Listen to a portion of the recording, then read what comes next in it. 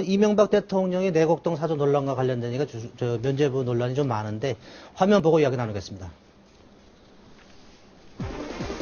이명박 대통령의 퇴임 후 사저로 사용될 서초구 내곡동 터 불법 매입 의혹과 관련해 검찰이 지난해 민주당과 민주노동당이 고발한 이 대통령 등 피고발인 7명을 고의로 국가에 손해를 끼치려 했다는 범행 의도를 인정하기 어렵다며 모두 불기소 처분했습니다. 한편 노태우 전 대통령이 사돈인 신명수 전 신동방그룹 회장에게 맡긴 비자금이 기존에 알려진 것 외에 424억여 원이 더 있으니 수사해달라는 취지의 탄원서를 이달 초 대검찰청에 제출한 것으로 알려졌습니다. 이를 두고 생전에 추징금 미납 금액을 정리하겠다는 자신의 약속을 실천에 옮겨 사후 국립현충원 안정을 위한 사전 준비라는 분석입니다. 자, 이동희 차장. 네.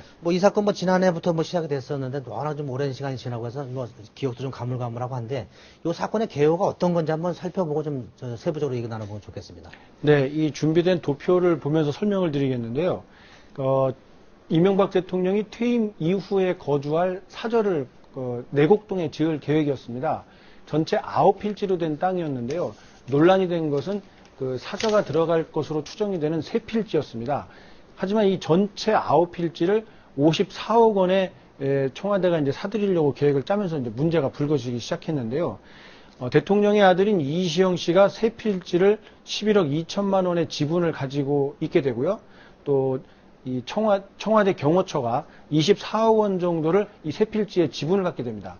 그러니까 금액으로 보면은 2배 이상 청와대가 더 많이 갖고 있지만 부담한 금액은 오히려 이시영 씨가 더 적게 되는 이런 그 이상한 역전 현상이 빚어졌기 때문에 대통령에 대한 특혜 아니냐, 또 불법 상속이 아니냐, 이런 비판이 나왔던 게 이번 사건의 핵심입니다. 조금 궁금했던 거는 보통 대통령 사저를 이렇게 부지를 매입할 때 보통 경호실에서 청와대에서 이렇게 한꺼번에 하는 건가요? 원래 그게 관행인가요? 예, 관행적으로 네. 그 청와대 경호처에서 왜냐하면 그 대통령이 이제 그 퇴임하고 네. 민간인 그 거주 지역으로 이전을 해야 되기 때문에 경호가 상당히 중요한 문제가 네. 되지 않습니까? 그렇기 때문에 경호처에서 주관해서 사저를 건축을 하고 경호동을 짓는 게 관행적으로 이루어져 왔습니다. 그러니까 사저는 대통령 쪽에서 내는 거고 비용을 분담을 해야 그렇습니다. 되는 거고 네. 나머지 경호 부분은 이제 국고에서 세금으로 하는 거죠. 맞습니다. 네. 그러니까 그 사저, 대통령이 머물 개인적인 네. 공간은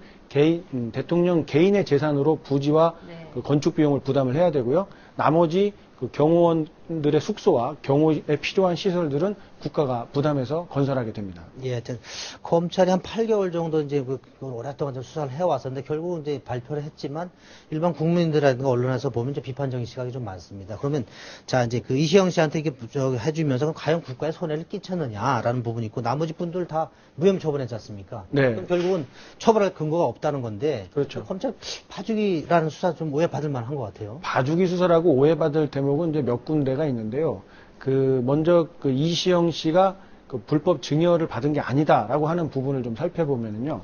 그러니까 이시영 씨가 부담한 부분은 이제 11억 2천만 원인데 이 비용은 그 어머니 김유동 여사로부터 그 부동산 담보대출을 받아서 6억을 마련했고 또 큰아버지인 이상은 씨로부터 6억을 빌려서 마련을 했습니다.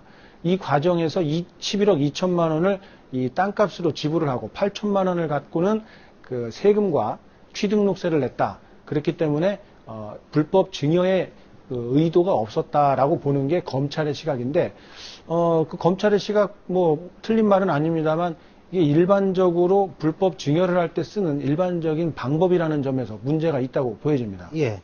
혹시 이시영 씨가 지금 33살인가요? 78년생이니까 한국 나이로 하면은 이제 35이 되고 잖아요? 만으로 하면 이제 33살. 어쨌든 30대 초반인데 30대 초반이고 직장 생활 3년 차밖에 안 되는데 자 누구한테 빌리든지 간에 11억이라는 돈을 빌렸다는 게 일반인들이 보기에 이게 믿음이 갈까요?